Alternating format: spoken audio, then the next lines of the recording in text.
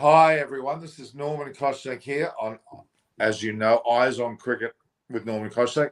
I'm very fortunate to have a man that's been involved for some time with this channel, but also has branched out in his own life. And it's been fantastic to have him around, but more so, he's back now. Hopefully not to gloat too much about England, but it's Chris Vernon. How are you, Chris? Yeah, good morning. I'm good, thank you. Yeah, not too bad. It's nice to be back, and apologies to the millions of fans who have obviously been calling for me to return. So, well, I wouldn't say millions is probably a little bit of a stretch, but anyway, well, there are quite a few. There are quite a few. I've had our friend Nalakshi De Silva, the one that not De Silva, sorry, Nalakshi Sharma De Silva's another one. Also, good old Rapakshi has a bit of a fondness for you too. He's been on our channel. She rather likes Chris Vernon. She goes, "Oh, I like that Chris Vernon." Oh, yeah, I said, "Okay, she'll keep." Anyway, it's good to have you here. Now, look, I'll give you a few minutes to gloat about England first, but what we're going to do tonight is have a complete rundown or a run through what actually happened. So I've written the heading as obviously live.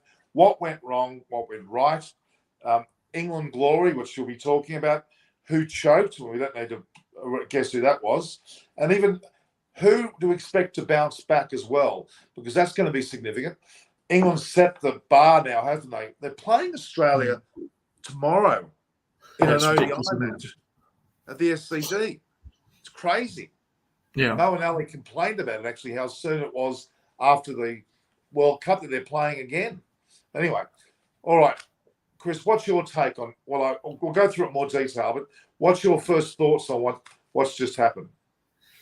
Yeah, I mean, I think that I think before the tournament, I think I said that if England play well, then I think that sides will struggle to beat them, just because I think that they have such a big, long batting lineup and have a decent bowling attack. You know, it's a pretty good bowling attack.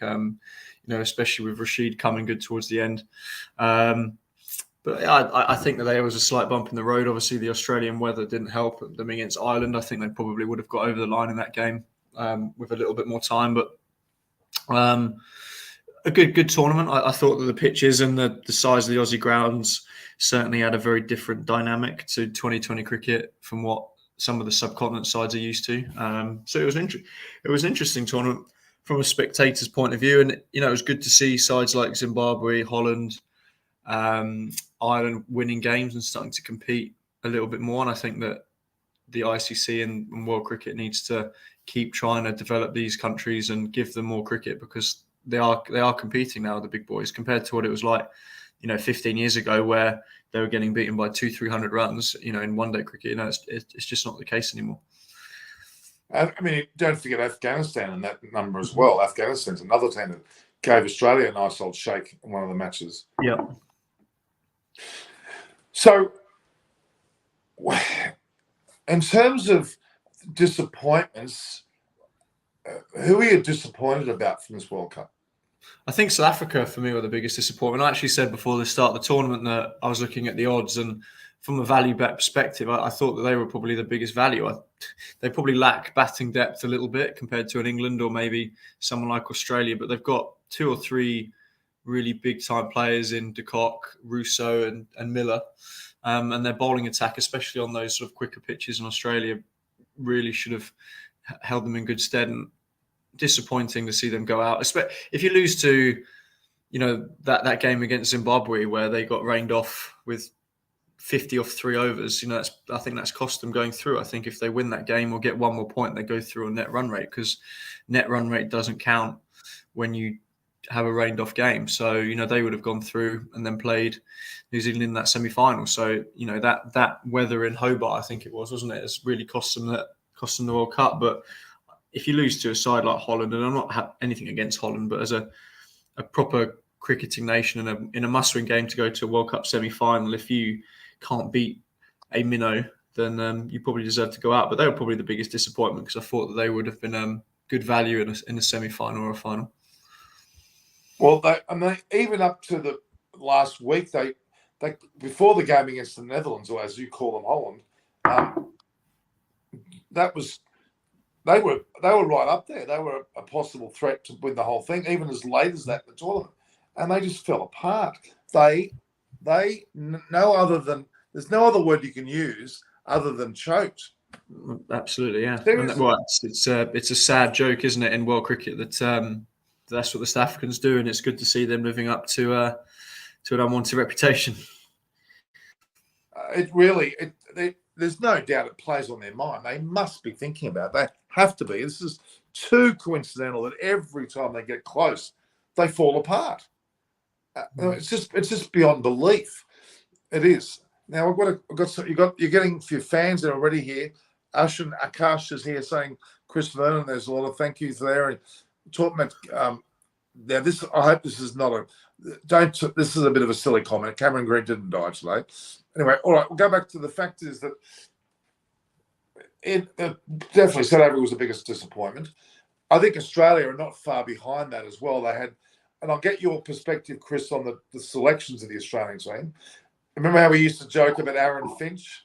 Remember how we used to? Well, he continues to play, doesn't he? Yeah, I mean, I would imagine that it might be the last time you see him in an Australian shirt. He's retired from the one-day stuff, and rightly so. And I just don't. I think that he was holding you guys back, really. He got you guys over the line against Sri Lanka, I think, where he got a very, very scratchy and poor 30 not out. Where, he got a few runs against Pakistan. Was it Pakistan? No, the game where you guys whacked it, I can't remember, where Stoinis whacked it. I think that was Sri Lanka, actually. And he didn't hardly lay the bat on it. And, Stoinis dug him out of a hole there. So I think that he's obviously been a great servant, but I imagine that that'll probably be the last time you see him in an Australian shirt. Well, it's a bit like Owen Morgan. I compare Aaron Finch to Owen Morgan knew his time and he went. And freed the way to Butler. And look what happened with Butler. Butler was just outstanding. So, Aaron Finch is one. I actually had lunch with Dave Warner and his wife, Candace, would you believe, with Buria about a few days out. And we had this incredibly long chat.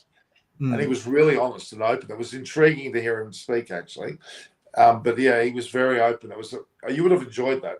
In fact, I'm planning to interview Dave Warner for his 100th Test match over Christmas and New Year's, and Buri's arranging that for me as well. So I'm pretty happy about that. So Warner's basically announcing that he may stop playing cricket as well. He's practically announced that. Then you got Mitch Marsh. Do you think he's worthy of keeping? Yeah, he looked good. I mean, 2020 is just, I think, and look what England have done, really. I know that they had Milan in there as sort of the one bloke that can hold together an innings, but I think the problem with the Australian batting lineup was there's just too many guys in there that didn't really kick on or have that sort of explosive nature to them. And Marsh looks good. He just needs to. I think you need to take it to that next step. 30s off 20 balls are fine, but I think the best players then once every 5 or 6 innings go on and get 80 not out, 90 not out. And, I think that was sort of demonstrated of England, really, that Hales, he had a couple of good knocks, but he got in one game and he got 80 or 50 balls and won the game, and that's 2020 cricket. It's not I don't think you pick blokes on consistency in 2020 cricket. You're picking guys on their ability to win one game every 7 or 8 innings. And I think that's what all you need to do in 2020 cricket. And that's where, England have packed 7 or 8 blokes in there that can all get a 50 off 20 balls. And if one comes off, there's a good chance they're going to win any game they play. That's true. Well, welcome, David Gravely. And you're gliding with your English top on. Couldn't you wear some other country? Was it just a fluke that you were wearing? No, I've just come back from training, actually, Norman. So, Chris, how nice to see you. How are you, sir? Yeah, it's been a while, hasn't it? I hope it wasn't outdoor training. It's absolutely horrific weather today down where in Kent. So they've just gone through Bristol, so it's not too bad. It was. Did you both catch up at Lords when you were going to? It wasn't Lords. I saw Grav at Polo Farm in the summer in a under-19s game, wasn't it? But didn't catch up at Lords. I don't think we were. I think we just missed each other. I haven't been to Lords for 2 years, Norman. So okay. All right, so Dave, I'm just questioning. We've gone through a little bit about who was disappointing in the tournament, and that obviously starts and finishes with South Africa, the way they choked. And now we're talking about another disappointment, which is Australia. and about their team selections. David and Chris, I actually predict up to 8 players might go from this Australian side. We've just mentioned Aaron Finch. I think Warner's days are numbered as well, even on his own fruition. He wants to leave. Mitch Marsh as well. We could keep going. I mean, Maxwell's just broken his bloody leg. He's out for several months, but I think he's staying. Norman, you haven't got enough 8 players to replace them. Well, I'm calling Norman up soon. We have got 8 players to replace them. But I mean, look, I think Matthew Wade won't play again. I think Starks in the short version his days are numbered. Absolutely. Just to recap what I've said to Norman is that one of the best decisions that England made was to separate on lots of fronts, coaching staff, team, but also, for instance, Broad and Anderson. Mm-hmm. Didn't go down too well with them when it happened, but it extended their career, but made England basically identify bowlers who are suited to white ball cricket. And that's what we have. There are always going to be players that cross over, like a Stokes. But I think, just picking on half what I saw you say, Chris, is if you've got a batting line that goes 1 to 11, virtually 1 to 11, then the guys up front can actually play, not try and slog or anything, but be able to take risks, knowing that if they do get out, somebody's going to pick up the mantle. Because as it happens, Alex Hales got out a few times pretty cheaply, actually. But the one innings where he did take them apart, which was probably one of the better wickets that they played on at Adelaide, and the boundaries, if you look at Sam, who's had an unbelievable tour, he went for 40 odds in his 4 overs because the ability to bowl the bouncer, slow bouncer, whatever you want to do, at Adelaide, it disappears out the ground, square of the wicket. So I think the only bowling attack who mastered Adelaide as it was the Afghans, who bowled unbelievably well at the death. So I've been quite amused at the number of people who are now countries who suddenly are now ripping up their script and going to do something completely different. What England have done is not it's not a new science. It's just making sure that your best players can play as long as they possibly can. And I think the Indians, for instance, when they played at Adelaide, were still playing the same pace as they were playing at when they played in Melbourne. Melbourne was a difficult wicket to bat on. And actually, if Yadav had not played the innings that he played, they would have been serious trouble. What they would have lost even earlier than when they did. That's true. I think that India were very lucky in that. India were very lucky in the tournament, really. They should have lost against Pakistan. Pakistan chucked that game away, really. And I know that Kohli played a brilliant innings, but Pakistan should never have lost that game. If the rain hadn't come down in Adelaide, Bangladesh would have got very much closer to India's score as well. I think Lytton Das opened the batting, was whacking everywhere. They had the rain and he got run out. I actually think the best thing that happened to England that tournament was losing to Ireland. I think they would have sat down, and a lot of talk in the press was in that game. It was, we were 30 odd for 3 or 5 overs or 6 overs. And every game after that, we went out and were 50, 60 for 1 off 5 or 6 overs. And, I think that's where India, Pakistan, and other sides got it wrong in this tournament. I think that they're used to playing on flatter, smaller pitches in the subcontinent where you can start quickly playing good shots and then catch up at the end. Whereas, I think England's tactic of we're going to make the most of 6 overs and really get ahead of the game is probably what the difference was and why they came out on top in that tournament. Yeah, and also if you go back actually to the first game they played, Chris, when they played against Afghanistan, that actually they struggled in that because they didn't. I think what they did was to play the right way on the wickets that were presented to them. Mm-hmm. And I think Josh Butler was a pretty consistent scorer, other than against Ireland when he just nicked a wide delivery. So I think they played some really good, really, really, really good cricket. I still cannot believe that Sam Curran could not.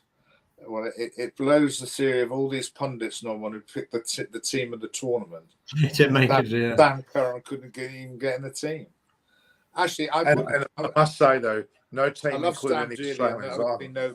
know the family really well. I wouldn't have made him man. I would have made him man of the tournament, but I think Shadab was close to him. But surely Ben Stokes should have been man of the match in the final, because without that, Just the way he finished on 50 on that. England might have lost that game. Yeah. While he was there, I never felt like we were losing. We had obviously that little blip in the middle. I think that Harry Brook did a good job of just stabilising it. And then they had a couple of overs where they didn't quite score. But while Stokes was there, that's when you have that long batting lineup. You know, we still had Moeen Ali, Liam Livingstone, Sam Curran, Wokes to come. You know, I never felt that while Stokes was there that we had any issues chasing it. Obviously, he played. Well, I don't think he played and missed, Chris. I think the left-hander. I think he just plays up his off stump. So Nazim Shah, the way that he bowls, will get the ball past the bat quite regularly. Mm-hmm. But I don't think he was following the ball. But I think he has a presence in light of what he's done in recent years that the opposition know that if they don't get him out, they will lose the game. Because he obviously wasn't waiting for the spinner to bowl because he would have known he was going to bowl. But I think Shadim walking off the pitch obviously was a blow to them. Yeah. So you know he just has a presence now. So it'll be interesting. There's been a lot in the English press, Norman, about him wanting him to reverse the decision around him retiring from one-day internationals. I personally, I would tell him to stick by that decision for a little bit, because there's a bit of time between now and when that tournament takes place. Because if he's captain the Test team, touring Pakistan in a Test match series, and then the Ashes is going to be a really demanding period of time, and he can easily make himself available after the Ashes. You know, there are some 50-over series after that. And I think that would be the time to address that. I wouldn't do any arm twisting now, because it's other bloke who will say yes, but he has to understand that they've done a fantastic job of managing his fitness, as they did with Butler, as they did with Livingston. All came back after pretty serious injuries to be playing as they were. Oh, look, England's got it right. I mean, bringing Hales back was a major plus as well, having been on the outer previous to that. Let me just bring us back to Stokes for a minute. He provided the right finish when it counted the most. So did Hales and Butler in the semi-final, where they're 80 odds each. We talked about consistency, but they performed at their best in the semi-finals and finals, didn't they? And that's the difference. India, Pakistan, even New Zealand didn't perform well in the semi-final or final. That's quite notable, wasn't it? That they failed when they most needed to play well. And I'm always suspicious when a team plays their first game out of their skin, like New Zealand did, or to an extent how India did. Having incredibly good starts does not mean you're going to win the tournament. Well, one thing that New Zealand did was to torpedo Australia by doing that, because it put their run rate so far off the radar that despite their best efforts, they were not going to succeed. And, you know, they obviously made some big decisions around Finn Allen playing instead of Gupta. But apart from that, if my memory serves me right, and I might be wrong, other than that innings against Australia, I don't think he got any other runs after that. I don't think he made it. I don't think he batted past the power play in the whole tournament. I think he got those runs in the power play against Australia. I think I was right. I think they said that. Yeah. But I think, Chris, the wickets themselves, as you made the point, were not flat wickets other than Adelaide. Yeah. So it was actually very English conditions where it suited actually people assessing the wicket pretty quickly, and depending on the strength of your team, taking a few risks if necessary, which England did. Perth, Adelaide, Melbourne, and Sydney were all freezing cold. I was sitting in the stands in Perth with my fingers were going blue and numbness. It was so cold for Perth. What things were going blue, Norman? Well, yeah, not quite blue, but but the reality is, it was perfect conditions for England all around the countryside. They really had a favourable set of conditions. The ball bit and moved and turned, and it suited the English length of a Chris Wokes pitching the ball up. Though he still went for a few, but he got people out, and some of the shots played against him. I meant about KL Rao's shot in that game. That was a very poor shot from a world-class player. Oh yeah. Okay, Chris, who would you drop for the Australian side? And be sensible now. Don't try to say the whole team. I mean, you'd obviously keep Maxwell, Stoinis, Cummings, Hazelwood. I think that Warner must be close to being moved on. I mean, was he 37 now? 36? Yeah. I mean, he's definitely not a kid. And I think it's the same with the Indian team. Like, I think that maybe it's time that India just had a complete and utter rejiggle. I think that Rohit Sharma has not performed well in 2020 cricket for a long time. I'm a big fan of KL Rahul, but he's not quite stepped up for India. But he's probably the best opening bat that India have. Kohli bats well, but is a slow starter, a bit like Williamson, and that can cost you in big games. So yeah, I think maybe it's just that they both need a rejig round and maybe look what England are doing. Joe Root doesn't get anywhere near that side, but I think that he would easily walk into our 2020 and one day sides. But they're obviously trying to, as Grav said, they're trying to manage his workload because they want him to score 15,000, 16,000 test runs, and it's working. But I would revisit that, Chris. I think that actually he has a role to play. I saw him at Loughborough over the weekend. He came to talk to the under-19 squad. I think the moment that he had relinquished the captaincy, which was the right thing for him because he was exhausted, I think you can revisit T20 with Joe, because I think there's a role for him to play in that team. I don't think there's a role if they want to stick man. I think that you only have one or two of them, and actually think that Stokes and Milan play a similar role as well. I think the interesting thing about that England team is that we've probably 3 or 4 players off what we would probably have as our full strength side anyway. Milan would play, Jofra Archer would play, Mark Wood would play. Then you've got Johnny Bairstow. I don't have a clue where you get Johnny Bairstow in that team. He would have played this. In my opinion, Alex, I don't think he does anymore. And I think that I've always said I think Hales is one of the best 2020 opening bats in the world. I don't think that anyone is as good as maybe Butler, but no one in England is anywhere near as good as Hales opening the batting. I wouldn't have Bairstow over Hales. Not from consistently, Bairstow might score more runs, but I think Hales, when you've got someone more consistent like a Milan at 3 or a Butler opening, I think Hales just has proven. Well, he won 2 games for England. He got 50 odd of 30 balls against Sri Lanka. And when we were 70 odd of 6 overs in the power play, when we made a bit of a pain of it, but hit the start he got us off to, won us that game. And then he just completely dismantled a fairly decent Indian bowling attack. And to have blokes like that can take a game away from you there aren't many blokes out there that can hit 30 or 40 ball 100. A lot of people can get 60 ball 100, but Hales can. And that's kind of the difference in 2020 cricket. If you've got consistent guys at the top of the order all around him, just him to go out, and if you come off today, Alex, and you're batting after 6 overs, we're going to have 70 on the board. It's a massive luxury to have. What about? I agree, Chris. For me, the episodes that have happened over the last couple of years, for me, the jury's still out in terms of. I need to see more evidence how he gels in the team, both on and off the pitch. But I think he's learned his lesson. If that's the case, then stick with him. Yeah.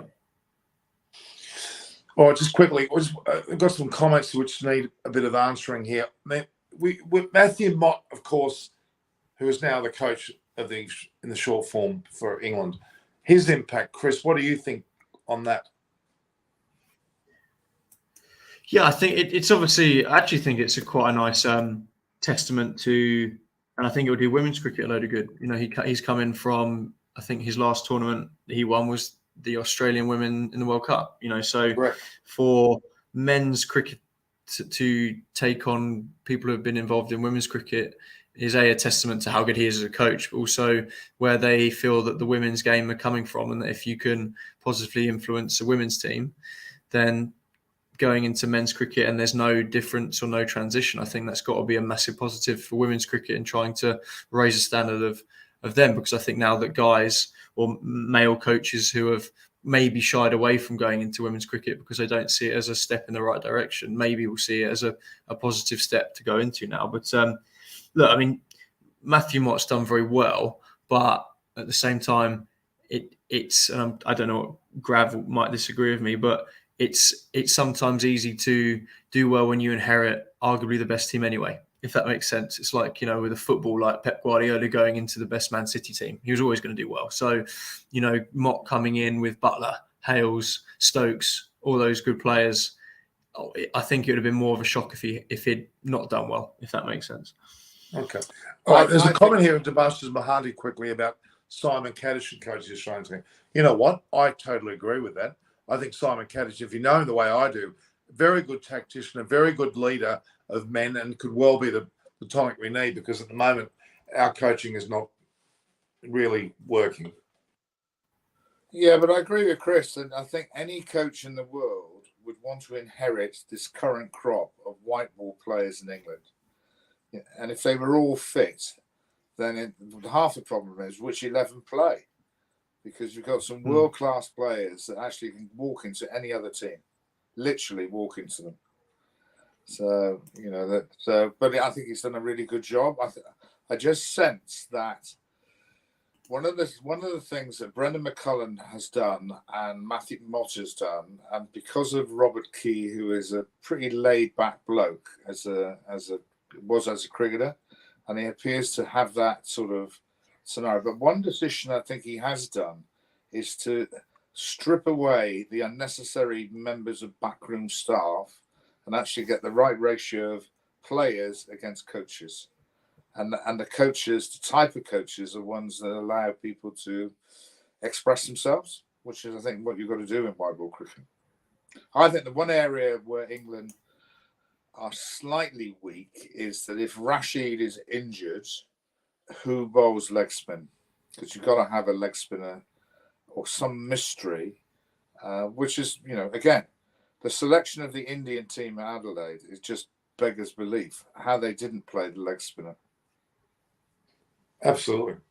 There's a comment that was made by, I think it was Hardik Pandya, saying that India's got 3 teams that could beat anyone in the world at any one time. Well, the reality is you could have 20 teams, but if you don't pick the right one for a tournament, you're not going to win. And that's simply the case.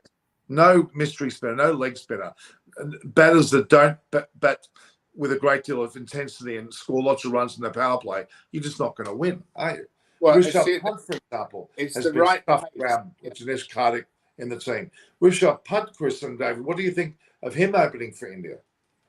Yeah, but I think they're just, and it's very hard. South Africans, I'd said to Chris, there was a fantastic article written, Chris, by Vincent van der Bijl about South African, the issues that they had. And they had some really difficult decisions.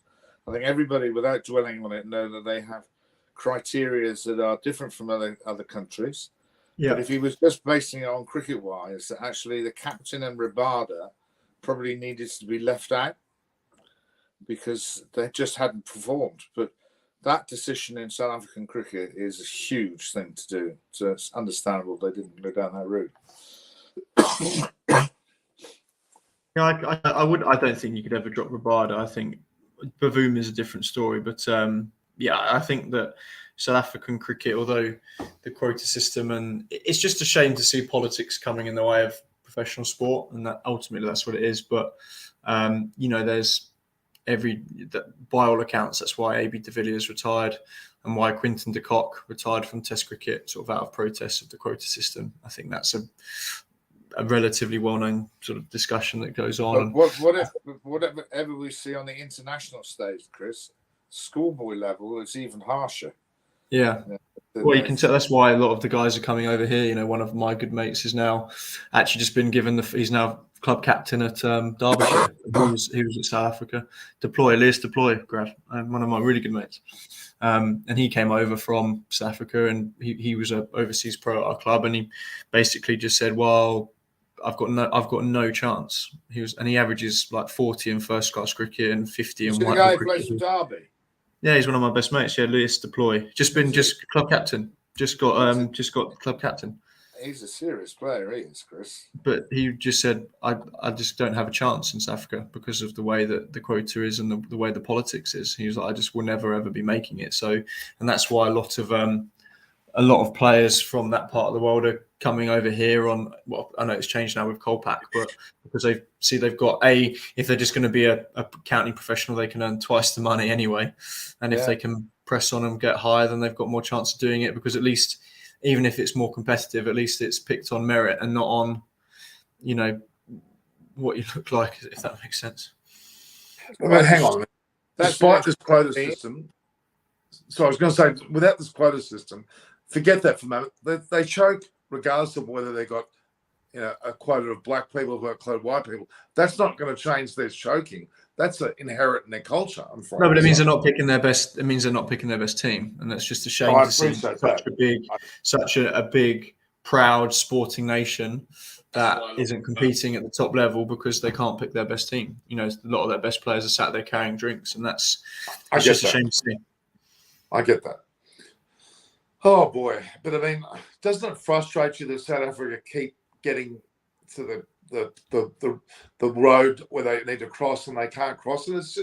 It's disgraceful, really. I think this defeat will hurt more than most, Norman, because it was against the Dutch. I think everybody expected them to walk straight into the semi-finals.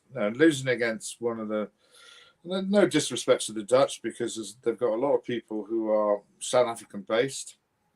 For instance, Jimmy Cook's son is actually one of the Dutch coaches. They got a number of players who originate from South Africa, so they had a few guys who wanted to prove a point. But yeah, they just, I think but I still think that even if they got to the semi-final and lost, the criticism will still be the same. That you can't get to the final and win a competition. They desperately need to win a competition. If they don't win a competition, that goes on for longer. It'll just be going on and on and on. It'll be a next generation who carry that thing on their back. So I do feel for that. I feel for the coaches as well. But it is a very complex situation, which we won't bore your listeners with that. Let's turn our mind to Pakistan for a moment. They made the final, and even though they were beaten quite handsomely by England, you've got to commend the way that they handled this tournament. They were down and out at an early stage after having beaten by India. They lost another match against Zimbabwe, if I can remember correctly. They were out. It looked, all intents and purposes, they were out. But they kept hanging in there and then came to the semi-final and absolutely gave it to New Zealand and could well have won the whole thing. Quite incredible. I think they had the best wicket-taking attack up front, particularly when Shadid had come back and had a bit of a bowl and a bit better. I think Shadab was really a really underrated cricketer in terms of bat, ball, and whatever. They brought Harris in, and suddenly he started smashing it into the stands. So, but the potency of their attack always gave them a chance to be. If it was a wicket that wasn't absolutely a shirt front, they always have a chance to stay in the game. So what I'm saying, even 150, they wouldn't have needed too much more against England to be really competitive. So what did you think, Chris? What's your thoughts on Pakistan? I think they're just one of those teams that they're just so erratic and so hard to predict. I think I listened to the one he did last week when Alan Mullally said that it just depends what side of the bed they get out on, and kind of sums them up really. Like on their day, they could be anyone, because they've probably got more sort of match winners or flair in their especially in their bowling attack the most.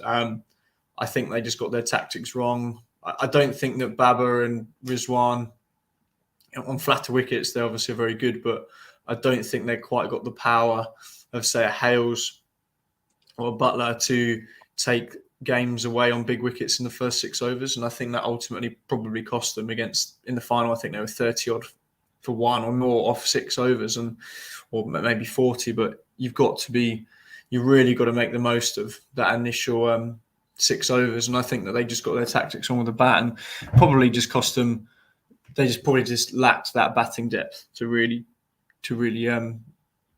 I think that 160 to 170 a good score if you've got a good batting lineup. Whereas I think with a slightly out of form or lacking that batting depth, you're only getting 135, 140. It's really hard for the bowlers to keep having to get you out of trouble. Well, you've got to take wickets all the time.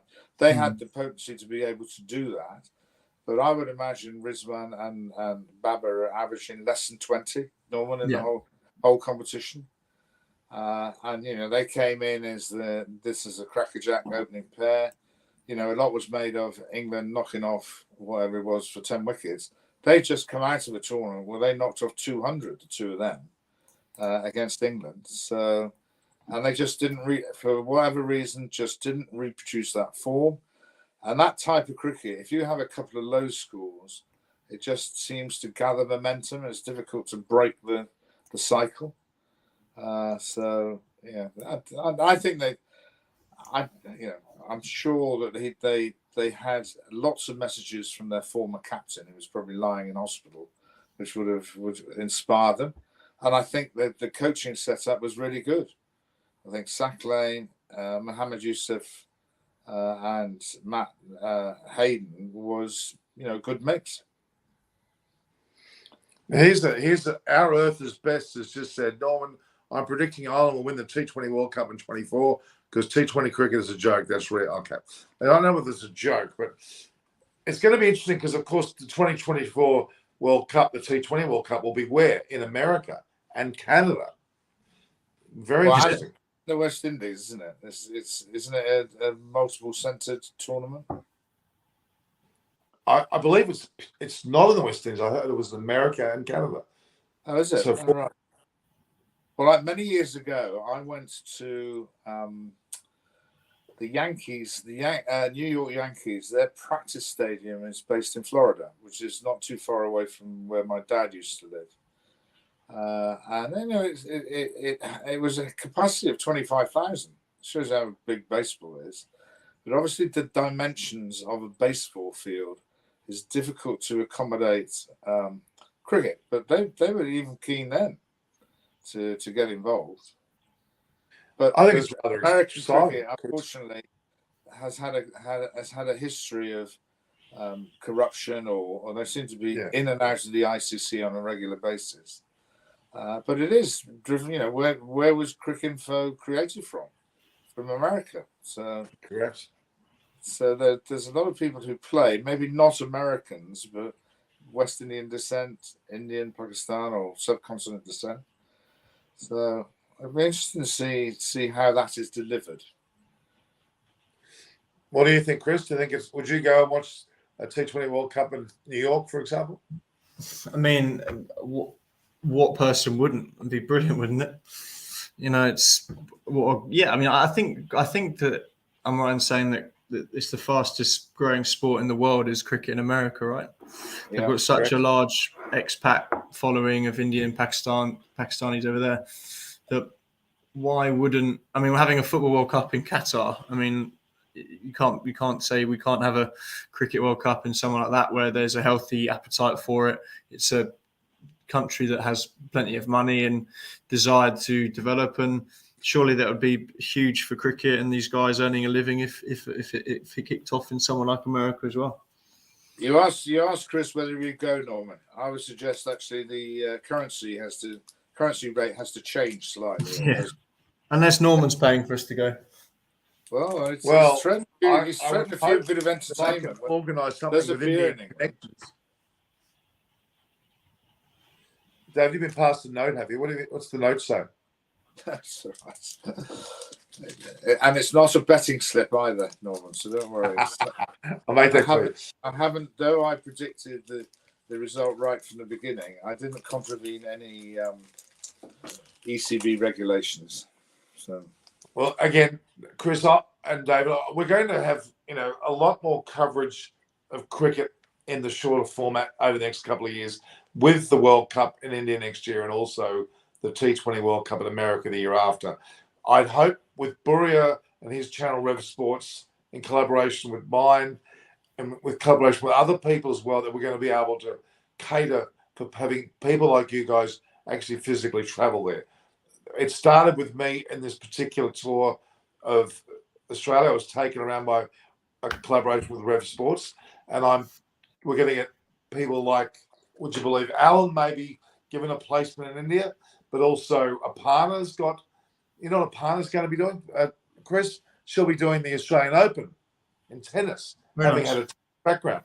She'll do the US Open, Wimbledon, and what have you. So, David and Chris, you guys will be more than welcome, and let's get you there. I mean, before that, of course, before the World Cup next year, I'll be in England for the Ashes, and prior to the IPL. So let's get this happening. Let's make a plan. Chris, did you see the quite seriously? I'm not just saying it flippantly. It was something I planned for this year, but it's realistically next year. Now that money's returning to the sport, and Burry has got his connections with the Googles and the Twitters, we can really make this happen. So let's try for that. I mean, like Chris, I'm going to tell you openly, if you're not in the US in 2024 covering the T20 cricket, I'm a monkey's uncle. You're going to be there. Okay, I'll take you up on that. That would be cool. I mean, you'll have to, you'll be surrounded by a bevy of your Indian girlfriends by that stage. I'm not sure my current girlfriend. I like your choice of Italian food, Chris. Anyway, absolutely. It's yeah, I do like my pasta, so can't beat it. So where was that? We went to, that was in Naples actually. So we did a week. Went to the Amalfi Coast, and then to Naples. But I've just booked. It was her birthday at the weekend, and I've just booked another 9 days in Italy in March. So we're doing Milan, Venice, Lake Garda, and Bologna. So it should be quite fun. Oh wow! And then obviously back to obviously I think Norman and the SCG are touring next year, so I have to be in fighting shape to beat them again. Are you watching from the side, Norman? Or are you actually playing? I beg your pardon. I played last weekend. No, not last weekend. What is it now? Today's Wednesday. Last Norman, Wednesday, I don't played. Bite, Norman. Don't bite. Have you heard the story of when I played against him, Graf, in an MCC game? Have you heard what happened when Norman was batting? No. He went to run a single, and I know that embellishing is nice, but Norman will tell you it's true. He went to run a single and just stacked it, and just fell flat on his face mid-wicket. It was so fun. Have I seen the video that's gone a bit viral of me batting only the last few days, and I've seen enough good batting this week. I don't need to see any more Josh Butler, or I'm sure that's what you were batting like. So I got 2 anyway. We lost. I'm sure it was a good team. We had Greg Healy on my side. I had people like Jody Hicks, who plays women's Big Bash. And, we lost. All right, back to the cricket. So we talked about disappointments being South Africa and Australia, and you'd have to argue New Zealand after their great start. Then there were others. India and Pakistan didn't quite go as far as they could have. Pakistan certainly went to the final. England, in all its glory, Sam Curran was the most impressive overall. Ben Stokes certainly in the final. Hales and Butler did their jobs brilliantly. But I mean, there was a few other unsung heroes on that side. I mean, Adil Rashid really bowled sensationally in that final, didn't he? Well, for a guy who hadn't taken many wickets in the tournament, he kept his confidence up high. It helps when you get a wicket with your first ball to do that. So that happened to me in one of the finals I played at Lords, that I was a marginal selection because I'd played in a game during the week where Mushtaq Mohammed, Hanif's younger brother, had dispatched me to all over Bristol. So I eventually got selected, and I got a wicket with my second ball as well. So wow. all the bits that you were worried about seemed to disappear out the window. So, but he has always been regarded as not a secret weapon, but a go-to bowler that people that not necessarily can ring him. He's really, really accurate. So yeah, I think, and that's, as I said before, if you look at all the other areas, whether it be batting, keeping, seam bowling, we've got lots of depth. I don't think we've got lots of depth around spin bowling in a white ball game. or spin bowling, full stop, actually. Jack Leach does a fantastic job. But if Rashid got injured, well, I'll ask Chris, who should play instead of him if you still wanted a rest? I guess the key thing is that Rashid's now 34, 35, is he? He's not got loads of years left, so they need to start forward planning a little bit, and who they can bring in to replace. I guess Parkinson will probably be the next guy, especially in 2020 cricket. He takes a lot of wickets in the Vitality Blast over here, so I imagine that he would probably be the guy they'll go to first. I'll tell you what, who on the blind side is that Rehan Ahmed, who plays for West, who played in the under-19s. But also bats as well. So. Yeah, but they're fast tracking him a lot, aren't they? I think he's on the Lions tour, if I remember rightly. Well, he's gone with the Lions group to practice, where he's actually still qualifies to be to play in the under-19s. Okay. Arun Singh said a shout out to Ireland, Netherlands, and Zimbabwe. I think he's dead right. I think. For instance, I don't mind sharing the conversation because it's in the observation of the cricket everybody's watched, and a lot of the English counties are going to struggle to go for big signings in terms of an overseas player. And I said to guys involved with Gloucester, I talked about shutout, but I would say Raza playing for Zimbabwe is an exceptional cricketer. I know he's probably the wrong side of 35, but I think he'd be really good. He bowls a bit of mystery spin. He bowls a bit like Narine, and bats and fields. So, and Ireland have always taken it to England. They've always been a thorn in their side. I think all three of them had their moments. And they need to be congratulated with that because they actually created some really tense finishes and they weren't steamrolled in every game they played, which is to credit to the players and their coaching staff. Absolutely. Okay, just quickly back to the US. We know that Fort Lauderdale's got a ground down there in Florida. There's grounds in New York, Texas, and California, as far as I'm aware. I think they're the major hubs that'll be taking this tournament on. And it'll be interesting to see where they congregate. But they've got some in Boston. If the MC, correct, Chris toured with the MCC, that's some of the grounds they played on, which are beautiful grounds. That is a legacy of English occupation, normal without boring you with history. True. Well, that's as we would expect. Let's be honest. I mean, that's not a shock that would be where those grounds are. Now, there's been a lot of the viewers are talking about the Australian team. There's a lot of centering on bringing in your Josh Philippe's and your Josh English, and of course there's others in there that are trying to bring into the play. It's about time Australia brought in all of these new players, and I think they're not starting with the ODI tournament, which is starting tomorrow. And yeah, Chris, what are your thoughts? They're already playing an ODI match within 3 days of winning a World Cup. Yeah, it's stupid. I think that these guys we've got 3 tests in Pakistan that start in 2 weeks. I know these guys are paid a lot of money, and I think that Moeen Ali is definitely right in what he says, but I guess they'll just come out and say, well, you're paid close to probably £1 million a year to play cricket for your country. There's a lot worse things that you could be doing, but I do think it's a little bit soon. I think that those guys should go and I've just seen on Twitter that Pat Cummins has pulled out of the IPL. Because of too much international cricket. So, it's just I think you just start diluting. Chris, they should be pulling that off, not their own tournament. No, I agree. I just think it's a shame from these world tournaments perspective that if there is a lot of cricket, and let's face it, there is a lot of cricket at the moment, that you just start diluting the end product quality wise if you don't let them have their time off, and it will just be that more and more players will start retiring from one format or the other format because they don't want to. They're paid enough money now where they don't have to. It's not playing international cricket is obviously the pinnacle, but if Ben Stokes doesn't want to play one day cricket, he knows that he can go and play for 2 weeks in India in the IPL instead of playing for one day cricket all year and earn the same amount of money. So I think that they do need to try and revisit it, and maybe less is more sometimes if you want to have that top quality end product. Always has been the case. But I'm a bit disappointed that Moen's aired it publicly.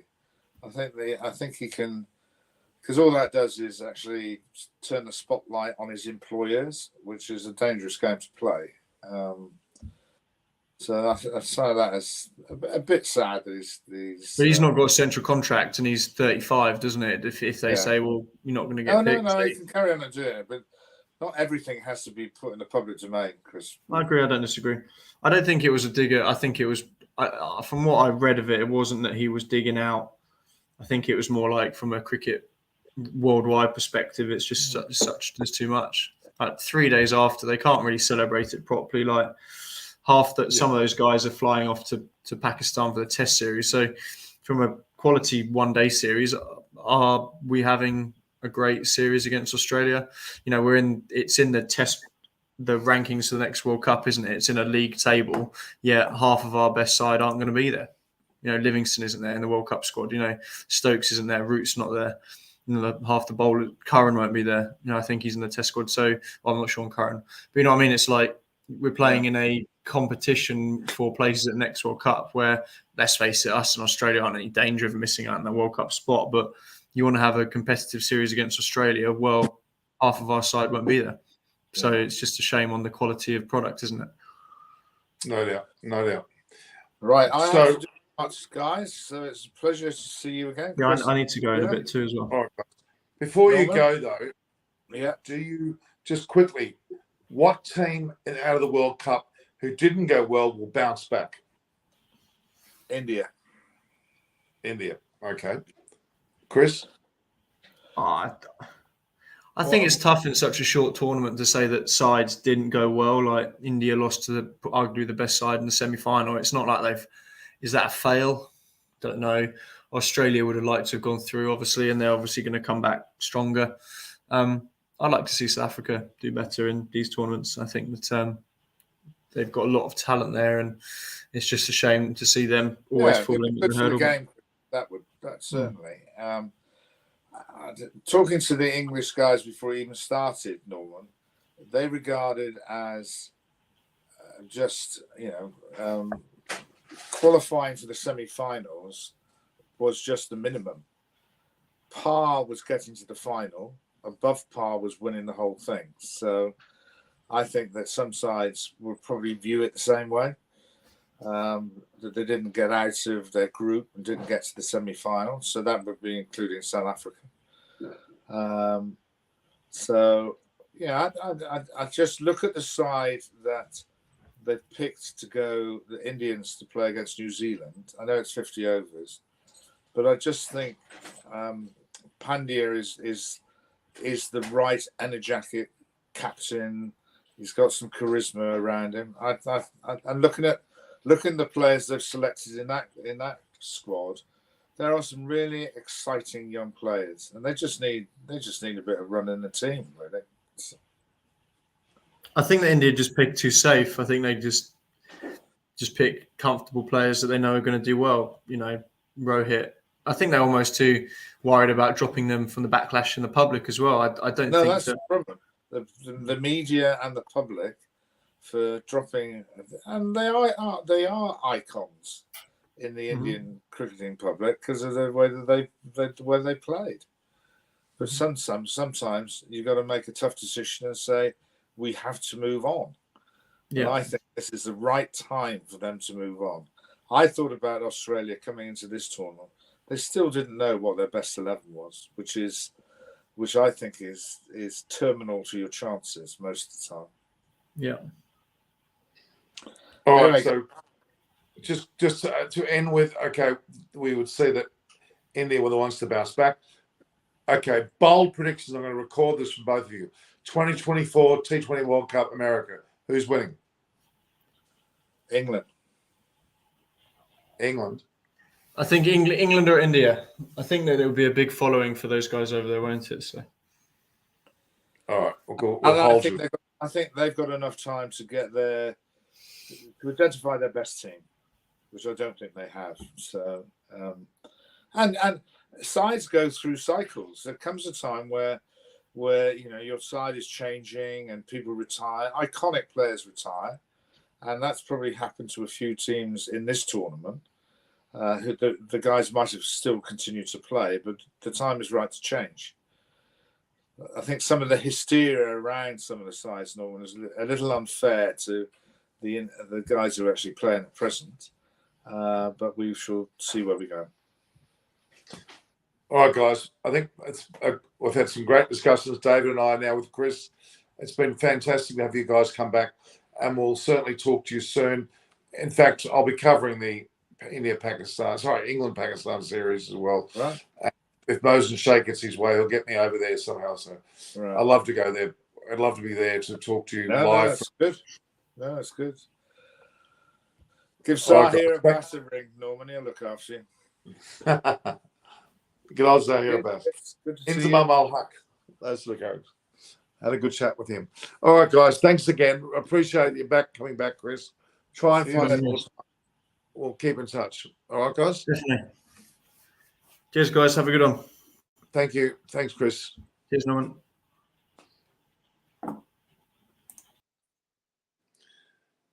Always wonderful to have David Graveney, and of course, Chris Vernon, sadly missed, always has a very good handle on what's happening in cricket around the world.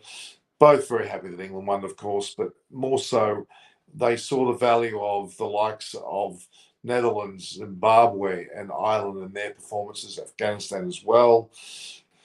England by far away the best. India and Pakistan did pretty nobly to get as far as they did. New Zealand faltered when they needed to win most, and then the disappointments in South Africa and obviously Australia. And you'd have to include Sri Lanka in that as well. They were pretty dismal. And even the West Indies didn't even make the final 12. Now the Netherlands is actually going to qualify for the next World Cup straight off the bat. They ranked fourth. Therefore, they're in the top 8 countries, which will be the Super 12 leading into the World Cup of 2024 in America and I believe Canada. So you'll probably see a final in Fort Lauderdale. Not the most packed of stadiums, not the biggest of stadiums, but it'll fill nicely. And you'd hope the West Indies will make it the next time in that group to be able to get through, because they were sadly missed this time. One of the iconic teams that plays both 50 over and 20 over cricket, certainly West Indies, and it was sad to see them not there this time around to make the Super 12 or to make it all at all. My bolter is still going to be, I'd say, India and Pakistan yet again. But you're seeing England floating around up that high order, and clearly they'll be there as well. New Zealand, well, have we seen the best of them? I think lose a few players during the break. Australia certainly will. And, of course, England will not. England will only keep their players, and probably India will also see some changes. So, yeah, there's some going on. So the Masters asked the question, why is Australian public not interested in T20 cricket? That's a great question. We certainly lacked audience participation and a bit apathetic about the whole thing, and there was a bit of a lull altogether. Maybe too much cricket, I don't know, but we're going to concentrate on the test between Australia and West Indies coming up, and South Africa. And on top of that, Australia are playing England in a quick series just now. So let's have a look. Looking at Moham. Oswald Kaiser was man of the series. Australia beat India, and India, is he best supposed for the periods? I think he is. I would put him in without a doubt. I don't know why they're not picking him. Might be something to do with his size. Yeah, it was Quadro Gray. Who is winning Aussie English ODIs? Well, Sam, but you'd have to say England will do very well. They've just played up a great T20 tournament. I mean, they should beat Australia, but if their teams depleted, well, that's another story. Who is winning? I just said it before. Okay, let's have a look what else we got there. Yeah, so let's hope he's in the 2023 IDI World Cup in India. Sorry, that'll be great. So we've got India playing, hosting the World T20 World Cup next year. We've got America hosting with Canada the 50 over next year, and then 20 over with America and Canada. We've got Australia hosting India in 2024 in a 5-test series. We've got the ODIs coming up now. We've got also T20 cricket all over the world, PSL and IPL next year, and women's IPL. Interesting. BBL women's BBL, I hardly even know it's being played. It's not been given much of a coverage here in Australia, unfortunately. The men's BBL, well, that's needing an injection. We'll see how that goes. Test series between Australia and West Indies in a mid-range interest there, but England, Pakistan, that's got me watching. I tell you, that's going to be interesting. And then you've got Australia playing South Africa here later on in the year. That'll be mildly interesting. But yeah, Australia-India Test series, Australia-England Test series, they're the ones that really excite me the most, by far and away. As I said, look here, we've gone an hour, guys. I think that should be enough. We've just got to be able to see what we've got there, 72. So, yeah, all right. Guys, we've got to make sure we've got to follow this channel. We've got to support our networks, both Rev Sports, my own channel, Eyes on Cricket, on Costa. We've got Exploring Heaven with Rapakshi Sharma there for Rapakshi. We've got Parnasani's channel. We've got Sri Harsha as well. We've got Extra Time, all needing support of us, especially during this time when people. Simona Wathi, hello, how are you? I see you've joined a little bit late, an hour into the program. Sam Hazlett's been talking yourself silly throughout the most of the night. Yeah, any other questions, guys? Let's get some questions up and running, please. If you want just to continue, ask me questions. I'm very good, someone to ask you.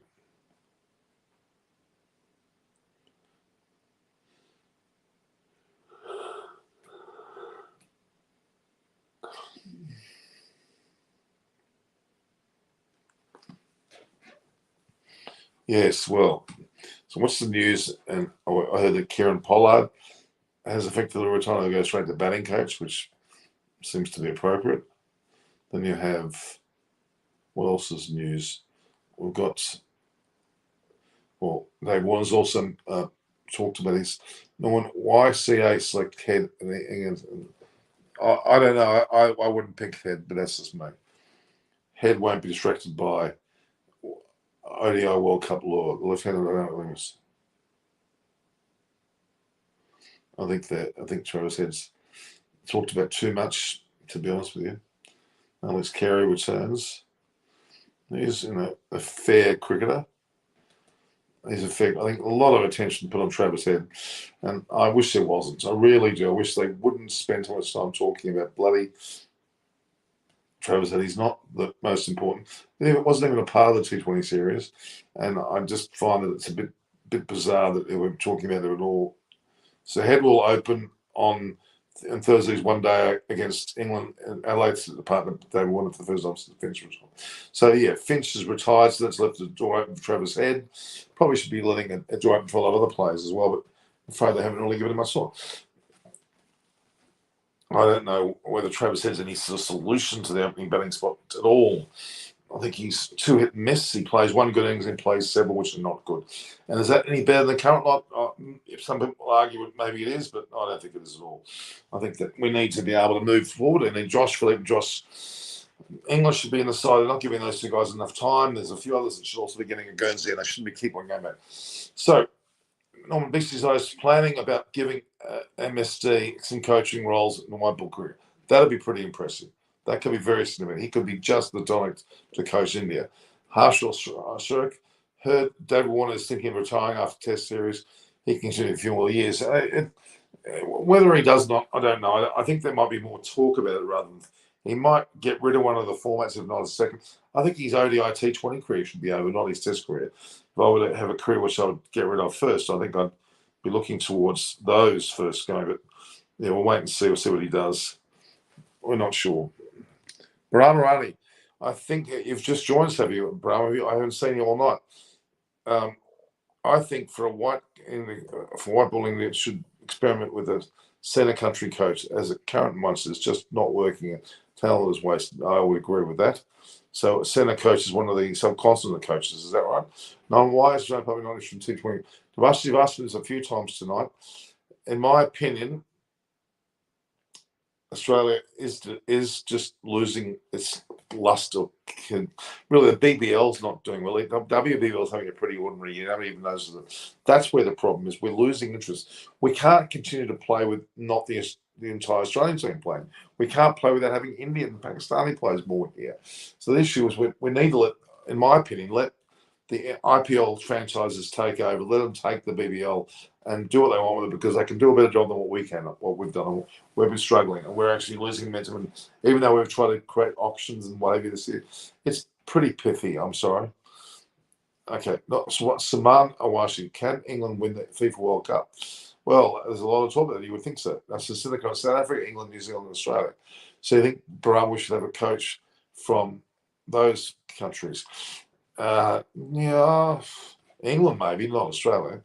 Harshall's like, the world is missing domination of Aussies in 2000. Well, I'm missing it. It's just someone else's time. Someone else's time. Yes. No, I don't think it has to be always, them. Shane Freddie obviously is better. We've talked about that. There's a lot of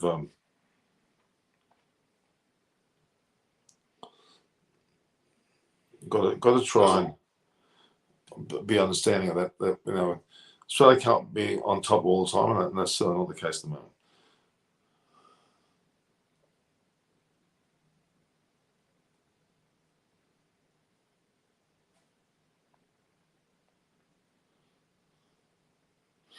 Richardson, London,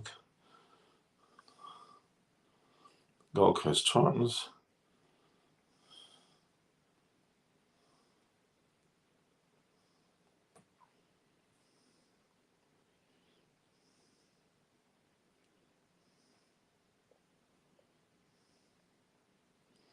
Okay, but I don't think Hassan, coach, will take anything to do with what pressure Indian players go through. No, I don't think a centre coaches in the South Africa, England, New Zealand, Australia will let it come in. No, I don't agree. I can't see that being necessary.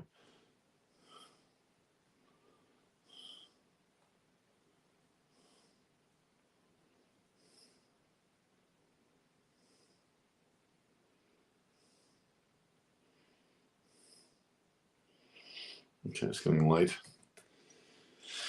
We just don't seem to be getting as many quality questions. Are we getting quality questions? But I want more.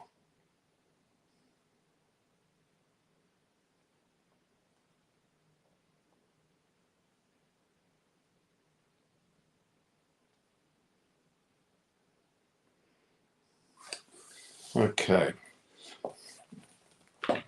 India needs to pick their best side for the format. Need to separate that from the so-called test lineup. Therefore, Rahul and Sharma need to be considered not T20 players. Perhaps even Dinesh Karthik certainly is another one that shouldn't be considered. Bowling-wise, Bhuweshwar Kumar should be considered not playing. They should bring Mohammad Siraj and the like into the side. That's my thoughts. Okay, we should really be starting to expand those roles to make it worth our while.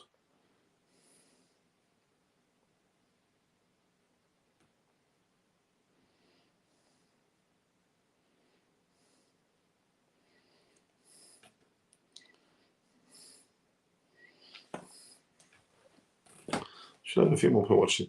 I think Andrew Benoit is the right coach for St. Queensland.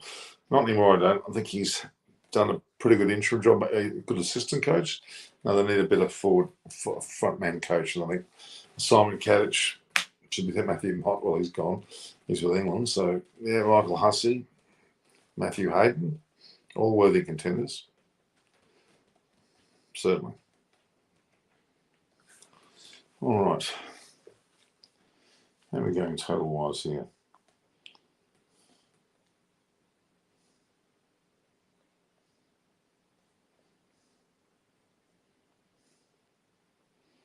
$84.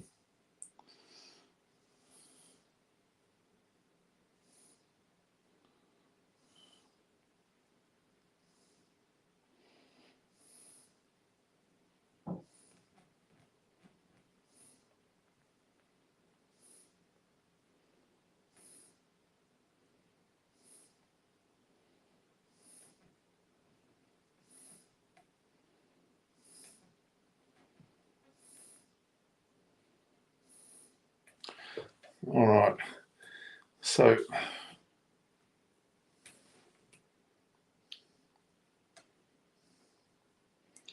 oh God, it's just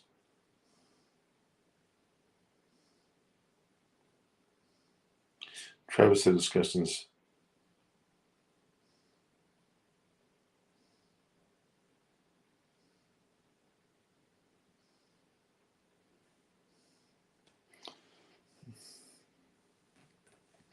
I don't know.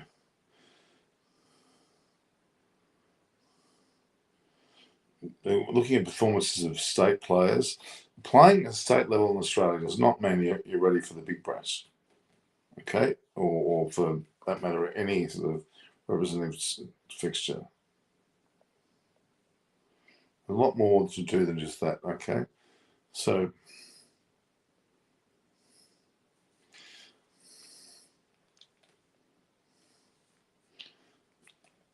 picture should highlight it. Okay. Well, so every time you go live, do you share it on social media channels? More folks can join. I am trying to do that. Yeah, I do that. I do that. I certainly do that. I certainly do that indeed.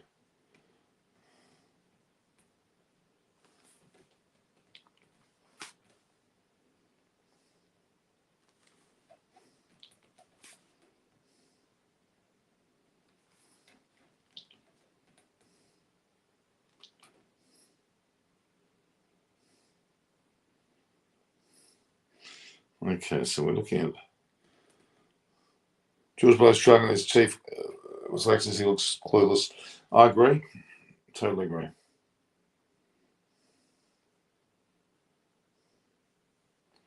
Some not any of the best. Oh, gee.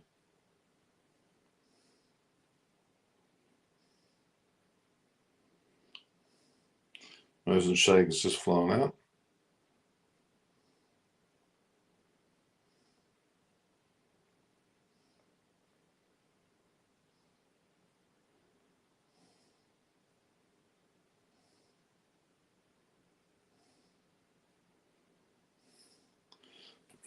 Imbecilic. Yeah. Just trying to find.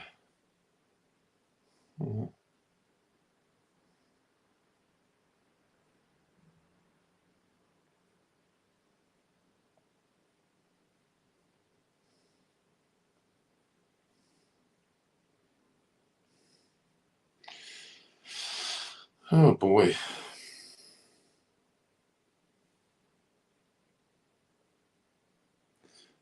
There's a number of players struggling. There's a number of players, not just players, but coaches struggling. We probably need to look at a definite. There's a number of change to a lot of teams. Like South Africa need to get a lot, maybe mental coach. They need Paddy Upton to come back. Then you got Australia needs 7 or 8 changes. India need the top 3 to probably change with some of their bowlers. Pakistan, all players fit on the field would help. Tushar Solanki, now Big Bash is coming your favourite team. My favourite team has always been the Sydney Sixers because I'm a Sydney person. But yeah. So Josh Philippe certainly looks like he's. Yeah, how's his selection over the Josh? I don't know. I think there's a ridiculous bias to Travis Head, and that shouldn't happen. I think he needs to be considered, not to be considered. They're not improving their stocks when they bring him in my opinion.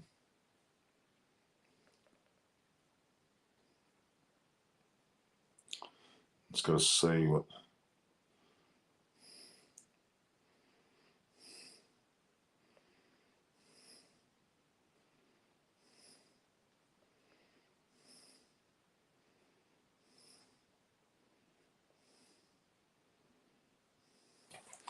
Okay. I would seriously look at changing things, in my opinion. I'm just going to get some water, I think, guys. I'm starting to lose it a bit. What's the story here?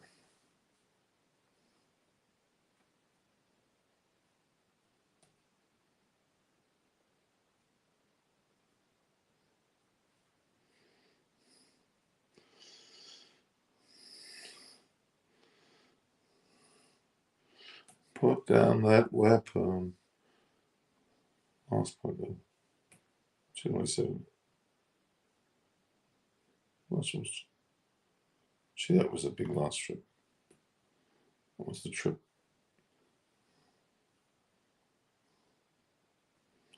The more than I expected.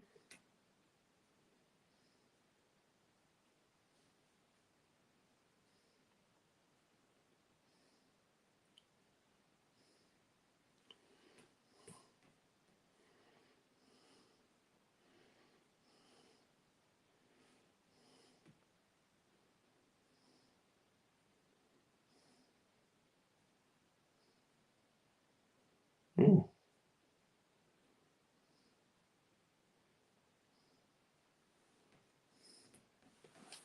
No, it wasn't that much. Just what it deserves, what he does. Yeah, I totally agree.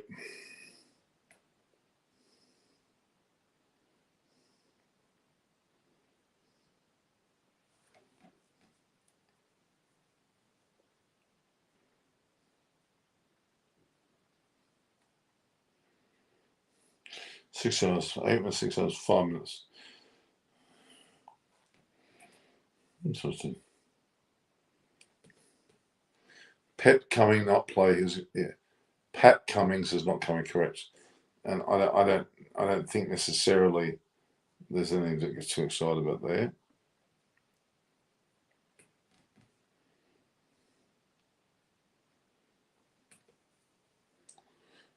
It's the best skill opportunity for Mouse Graham Head in this ODI series. Yes, to stamp their approval, I would agree with that.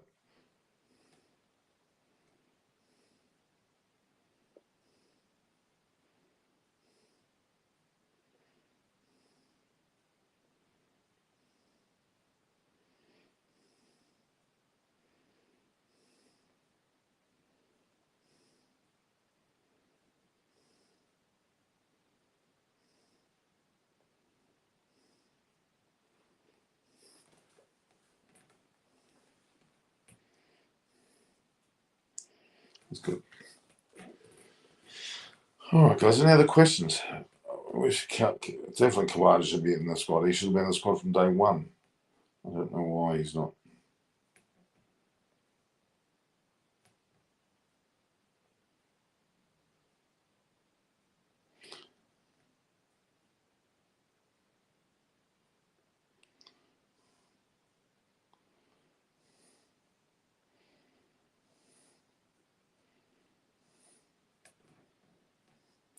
No one. Are you going to India to watch the IPL? Pradeep, cool. Yes. If everything goes to plan, absolutely. Cameron Green is. I feel like should be. You should get more money. Yes. Cameron Green should get more money. I totally agree. Totally and utterly agree. Totally and utterly agree. Put down that weapon.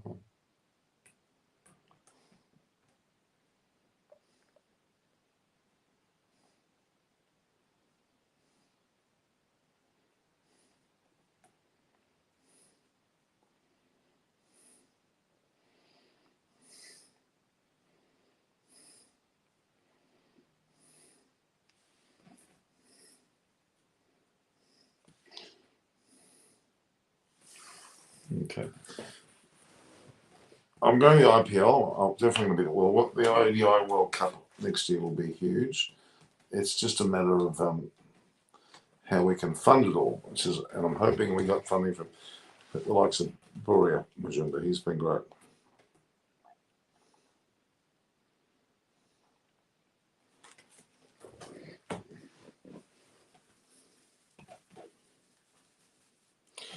All right. Are you going to? Yes, I. Okay, guys. Any further questions? Because it's 1 hour and 18 minutes. I need to finalise everything up. What we ought to do in terms of study. 250, I got 300, I got 400, I'm going to pay that off. I also no can I paid a five. I think you can bet a five. I think he's more of an opener though. But I would say you look at him as being an opener myself.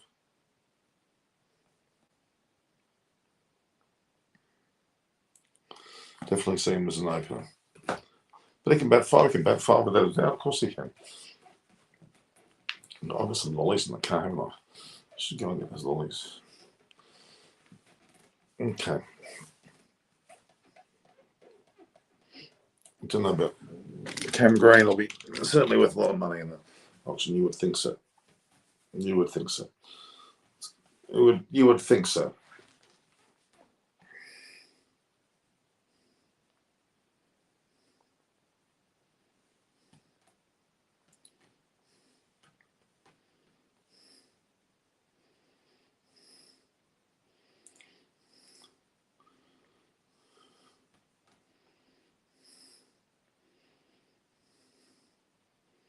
No, you won't.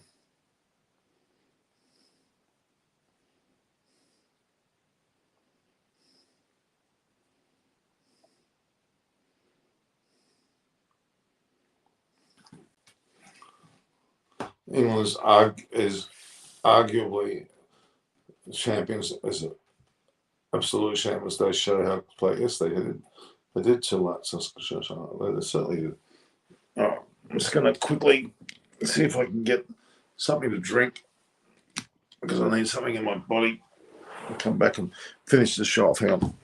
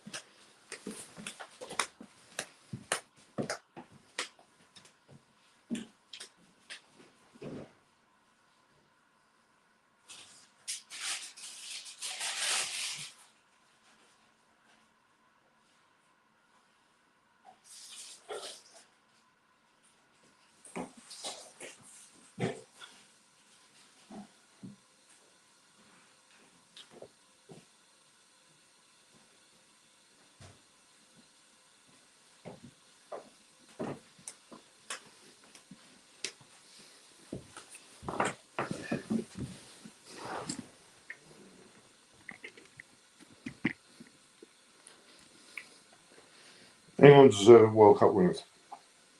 We heard from David Gravely and Chris Burnham today.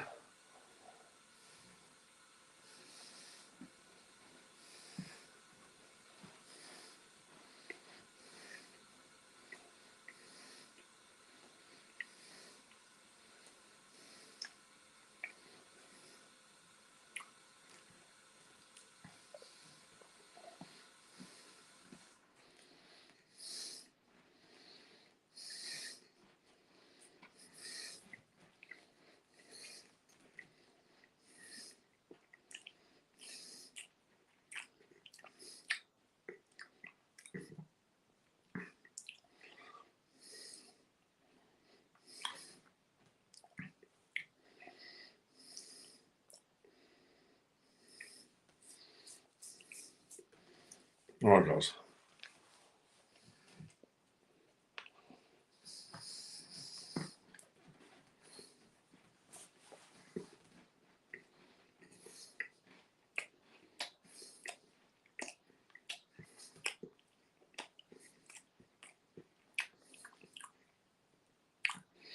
Alex Howes and Shah Bakhtar. Never heard. It's a classic photo.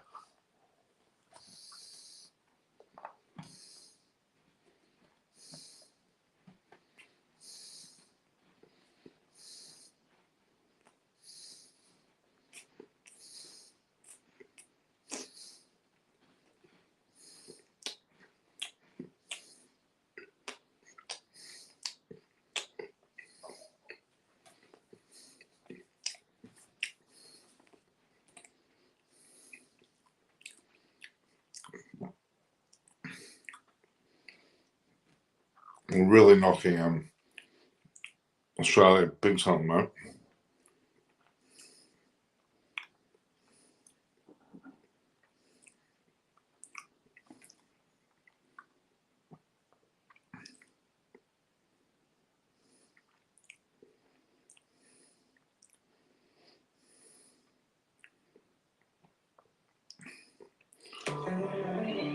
Kookaburra was amazing.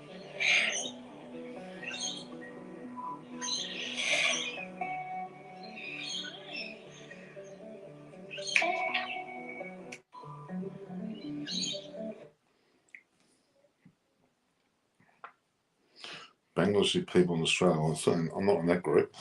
All right, so last questions. Pakistan, Australia, and England should play a Tri-Nation ODI series. I think that's a great idea. Well, let's get that happening. Who do we see? Are they interested? I'm pretty sure they would be.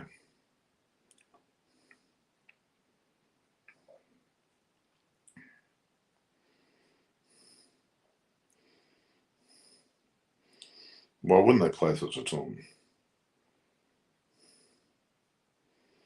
Very close. Okay. Any other on you co-coerce in training cricket matches? Well, I try to, but there's not a lot going on. There is a few domestic matches, but nothing standard. I don't want to just bring up every match result. We don't talk about it in depth. It would just be too much. It'd be way too much.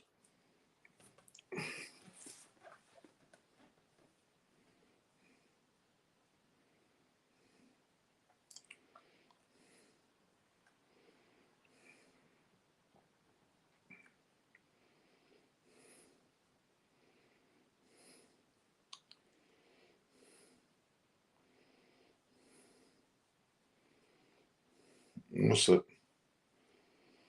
20,009. That's still paying it. Who do you go support in the final of the T20 World Cup? Who did I support? Look, I said then, I said my heart was with Pakistan, my head was with England. That's the way I looked at the match. And my heart didn't win, my head did. England was just too good. All right, guys.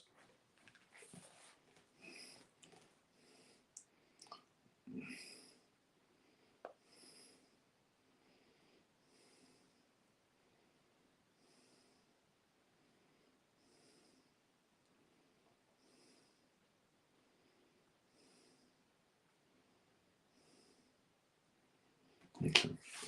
All right. We need to consider the show ending here. Ending England crowd with the last information throws the dice at the World Cup. ICC Men's T20 World Cup of 2022. England winning against, of course, Pakistan. Pakistan beating New Zealand. And England beat India in the semi-finals. Then the likes of Australia, South Africa, Sri Lanka, then the minnow stage, which still played very well. The likes of Afghanistan, Ireland, Netherlands, and even Bangladesh as well, another team, all did pretty well. Ireland, Zimbabwe, Afghanistan, and Netherlands. Ireland, Zimbabwe, Netherlands, and Ireland, Zimbabwe, Netherlands, and what's the fourth one? Zimbabwe, Netherlands, Afghanistan, of course. Afghanistan, Ireland, Zimbabwe, Netherlands. Due to poor captaincy, Bubba Patterson lost the fight. Well, Mohammed didn't help. Certainly didn't help. Remember 2008 Sydney Test match in India with Monkey get between Hammers and so. Yes, Simons is now passed away, so we shouldn't be looking at shouldn't be looking at that scenario. It's not relevant now.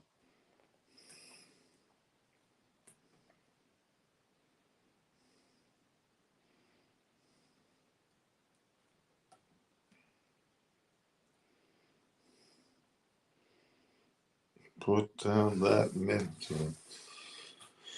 Oh, I've only got 2 more to go.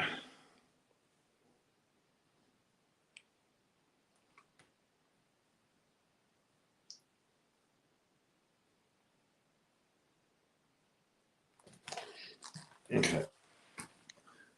All right. Had a lot of questions today. Pity we haven't got more going. So, all right. Goodbye, guys. This is 1 hour and 30 minutes. We'll see the return of India and Even though Pakistan won the final of them as well. New Zealand doubtful, Australia even more doubtful. South Africa, I haven't got any hope in hell of thinking they're going to do anything at all. They're just too much of a jokers. Forgetting quota systems, it's not what makes them tick.